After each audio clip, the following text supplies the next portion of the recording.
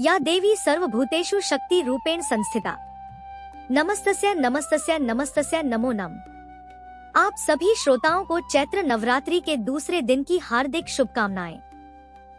माँ दुर्गा के दूसरे स्वरूप माँ ब्रह्मचारिणी की पूजा नवरात्रि के दूसरे दिन की जाती है और यह ज्ञान, तपस्या और संयम की देवी मानी जाती है। इनकी दाहिनी भुजा में जप की माला और बाईं भुजा में का मंडल सुशोभित है। यह माँ पार्वती के उस स्वरूप का प्रतीक है जब उन्होंने कठोर तपस्या कर भगवान शिव को पति रूप में प्राप्त किया था और इनकी उपासना से भक्त को धैर्य, आत्म संयम और कठिन परिस्थितियों में सहन शक्ति प्राप्त होती है। प्रिय श्रोताओं, आज के इस वीडियो में आप माँ ब्रह्मचारिणी की संपूर्ण पूजा विधि के बारे में जानेंगे। उससे पहले जानिए आज के शुभ मुहूर्त के बारे में। इस बार साल 2025 में माँ ब्रह्मचारिणी की पूजा 31 मार्च दिन सोमवार को की जाएगी और क्योंकि इस दिन तृतीया तिथि भी लग रही है, ऐसे में माँ चंद्रघंटा की पूजा भी इसी दिन की जाएगी। द्वितीय तिथि प्रारंभ होगी 30 मार्च रविवार दोपहर 12:50 से। द्वितीय तिथि समाप्त होगी 31 मार्च सोमवार सुबह 9:11 तक और इसके बाद तृतीय तिथि 31 मार्च सोमवार सुबह 9:12 से लेकर 1 अप्रैल मंगलवार की सुबह 5:42 तक रहेगी। क्योंकि मंगलवार को सूर्योदय से पहले पहले ही तृतीय तिथि समाप्त हो रही है, इसीलिए द्वितीय और तृतीय की पूजा 31 मार्च दिन सोमवार को ही की जाएगी। 31 मार्च सोमवार को सूर्योदय होगा सुबह 6:23 पर, सूर्यास्त होगा शाम 6:38 पर। इस दिन राहुकाल सुबह 7:30 से 9 बजे तक रहेगा। अभिजीत मुहूर्त दोपहर 12:06 से 12:55 तक रहेगा। अमृत काल सुबह 7:24 से 8:48 तक रहेगा। ब्रह्मा मुहूर्त का समय सुबह 4:46 से 5:34 तक रहेगा। माँ ब्रह्मचारिणी की पूजा का शुभ मुहूर्त सुबह 5:04 से 6:13 तक रहेगा। शाम की पूजा का मुहूर्त शाम 6:38 से 7:47 तक रहेगा। गोधूली मुहूर्त रहेगा शाम 6:37 से 7 बजे तक। तो इस दिन आप पहले विधि विधान से माँ ब्रह्मचारिणी की पूजा करें, उसके बाद माँ चंद्रघंटा की पूजा करें। आपको माँ चंद्रघंटा की पूजा विधि, शुभ मुहूर्त और कथा की जानकारी भी हमारे चैनल पर मिल जाएगी।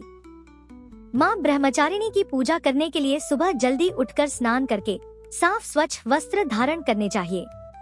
माँ का प्रिय रंग सफेद और पीला है, तो आज पूजा सामग्री में सफेद और पीले रंग की पूजन सामग्री जरूर रखें और स्वयं भी सफेद या पीले रंग के वस्त्र धारण करके ही माँ की पूजा करें।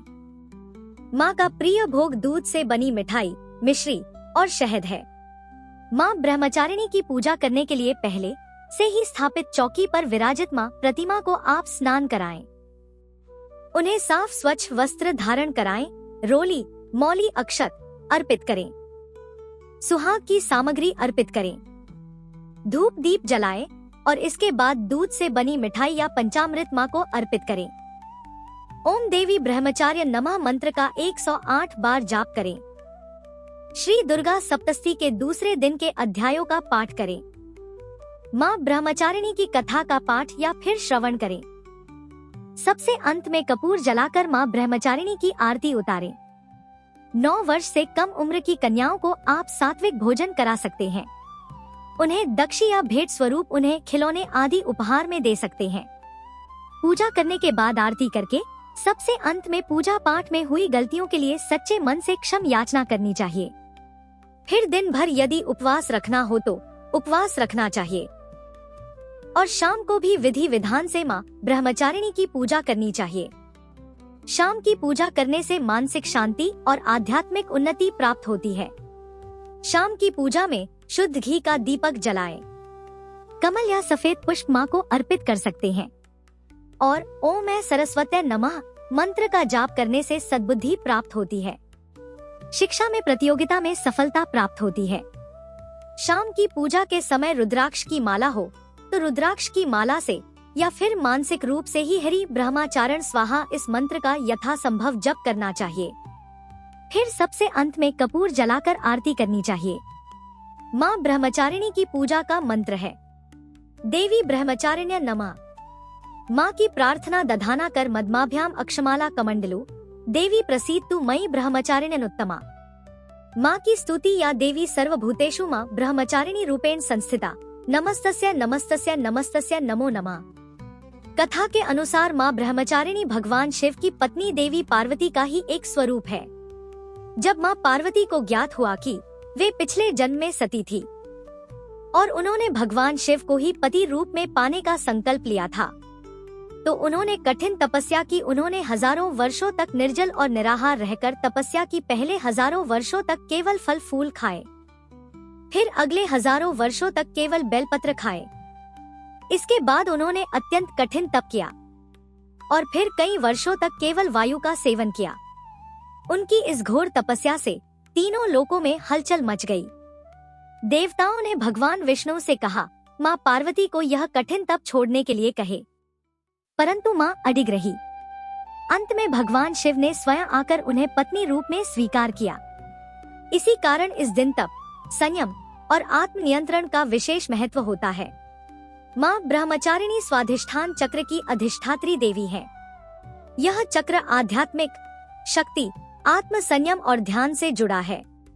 माँ की पूजा करने से भक्त की एकाग्रता बढ़ती है, मन में संयम और शांति आती है, क्रोध और आवेग पर नियंत्रण प्राप्त होता है, ध्यान और साधना में उन्नति होती है। माँ ब्रह्मचारिणी का यह स्वरूप हमें सिखाता है कि सफलता के लिए संयम और धैर्य आवश्यक है। जीवन में कई बार हमें कठिनाइयों का सामना करना पड़ता है, लेकिन अगर हम धैर्य पूर्वक अपने लक्ष्य पर अडिग रहे तो सफलता निश्चित है।